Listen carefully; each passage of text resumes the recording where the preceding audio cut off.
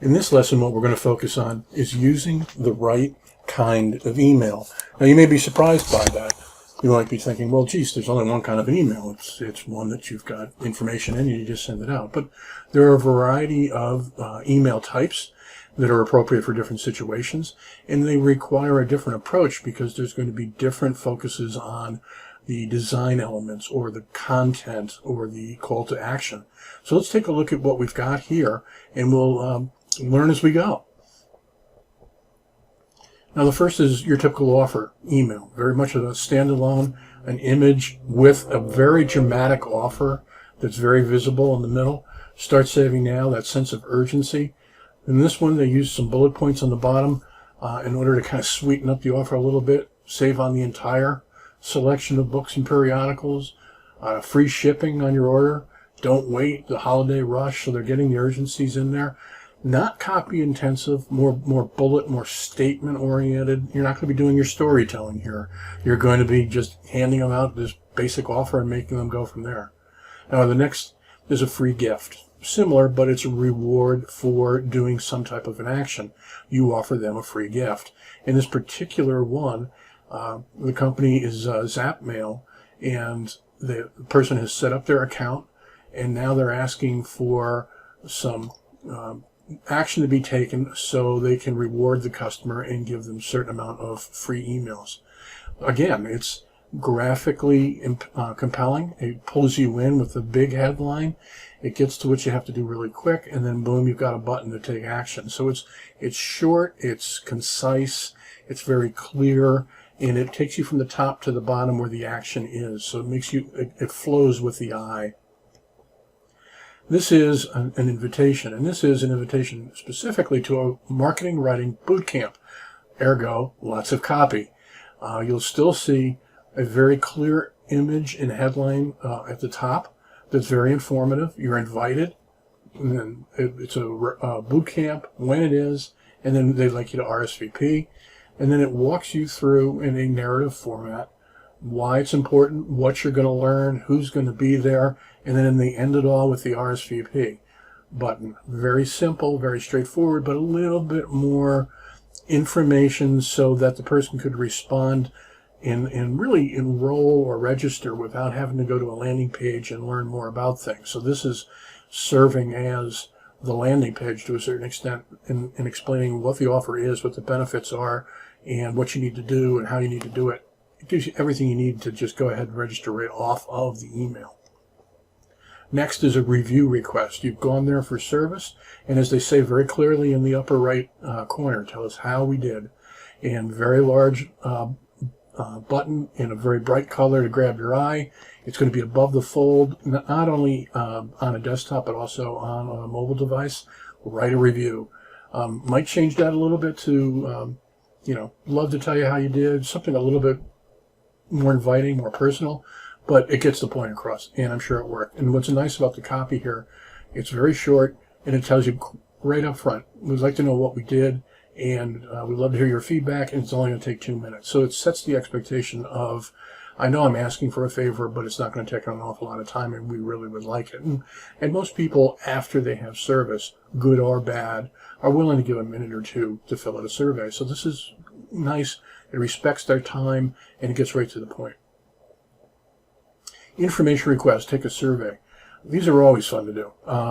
You're asking for more than a couple minutes typically. This one, example, please take 1 minute to complete this brief survey. I've worked with clients on emails where the surveys have been anywhere from 3 to 7 minutes, but you've got a different relationship probably with your audience on those types of situations.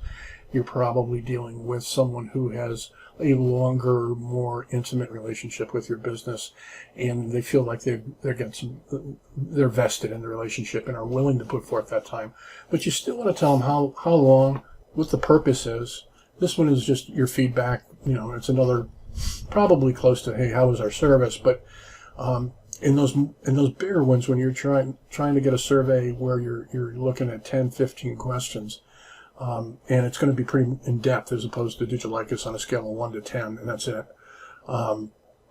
You want to lay out not only in the invitation letter, but on a landing page when they go to the survey, as a reminder. Hey, it's going to take X amount of minutes. If there's 20 questions or whatever the number might be, be very open, very honest with it, and tell them that you're going to, and make sure you do, follow up with them afterwards to share the results of the survey. That way they know you're asking for a real reason, as opposed to somebody said it's time to do another survey, and they're likely to find out what other customers are thinking and what the actions might be from the business. So that's a good way to build engagement and strengthen the relationship. New product announcement. Real simple, right? Look at this. Just a great picture of the bag. New. Shop new arrivals is almost missing. I mean, it's right here, but it's so small.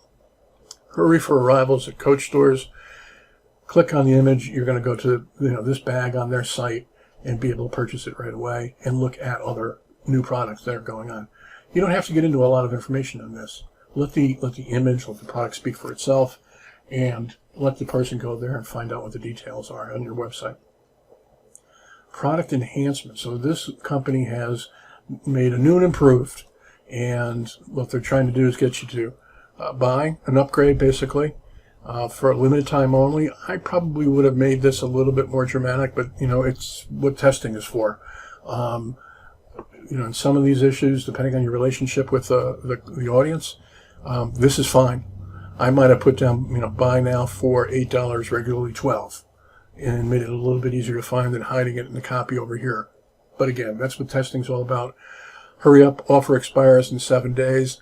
Again, I might have made that a little bit more dramatic, but testing. So product enhancement, when you've got a new product, a new service, that's what you want to do, is something like this. You don't have to do a long text-based email or something similar with a newsletter. You can do it really soft and easy with a good picture, maybe 2 sentences of text and a button so they can go somewhere and either learn more or buy whatever you're offering. There's the newsletter, a couple of stories. This was an invitation for a survey to get some feedback on what they thought about the newsletter today. Were we identifying the right topics? Were we providing enough detail? Were we missing anything? Do we need to change the frequency? And those types of questions. But in this, you've got some images. You're going straight down the page in this format. The reason I like this format is it works really well on a mobile device. A lot of people will put pictures over on like the left side and do the copy over here, and then they'll rotate and do pictures on this side and copy over here, and it just chunks it up on a mobile device. This comes all the way straight down, so the flow is easier on the eye, and we found that this is resulted in a lot more clicks lower down in the newsletter because they're able to follow down. Now, we've also tested the length, and usually it's 2 stories and some type of a promotional, and then that's about it. If you start going into 3 stories and 2 promotional, they start to fall off, at least with this audience. You always test, but that's what we found with this audience. So we've stayed with the format of a story, a promotional item, story. At the top is a small letter, short letter of greeting from the host. It goes out every 2 weeks, and the results on this have been consistently above industry rates as far as open rate, click rate, and they're generating good business off of this. So it's leading to sales, so it's working for them. Abandoned cart for you folks in the e-commerce business. You come back to them with a picture of the item that they had in the cart, still thinking it over. You've got some great stuff in your bag, still deciding. If you have any questions, let us know. Complete the order now. They make it really easy for you to do it. Just view your shopping bag, and you can go right out to the cash register and the checkout process, and you're done. Again, doesn't have to be a lot of copy. The picture really says it all. That's what they were looking at, was the product, and it's just a nice, gentle nudge to motivate the person to move on and check out and buy the product. Reminders and emails. This is for like automatic subscription-based orders. The person buys K-Cups, so they've got the offer here. They've got a couple of options that they might want to upgrade to, so it's nice selection, but right at the top you can click to go and you can buy and you're done. And it's a great way to remind people. Nice image, short headline, don't go one morning without coffee. I consider that as a coffee drinker working on the emotion of fear, because God knows I don't want to get up in the morning and not have a cup of coffee. You don't want me to get up in the morning and not have a cup of coffee. So it's quick and it's easy and it's very light, but it's got a nice fresh view because of the imagery that's there. Triggered on birthdays, on anniversaries. The one thing that you got to be careful of is, especially on those anniversary ones, make sure they're still celebrating. Happy birthday, and it's triggered in the database based on the data that they've provided you, and you can send out a nice picture. Visit the cocktail corner. This is probably segmented based on preferences, based on purchases in the past. They've got some options down here in the bottom in other categories, but looks like this person's a cocktail drinker and they're going to offer them something along that line for the cocktail hour. So that's a great example of where segmenting your list and being able to offer something a little bit more personal, a little bit more relevant plays into it. Well, that's everything for the types of emails. It gives you some variety, not only in reasons, but also look, appearance, presentation, content, creative presentation, things of that nature. If you've got any questions, please don't hesitate to start a discussion thread, and I'll jump in there and offer what I know, and if I don't know what you need to know, I will find it out and we'll share it in the discussion thread. All right, we'll see you in the next class.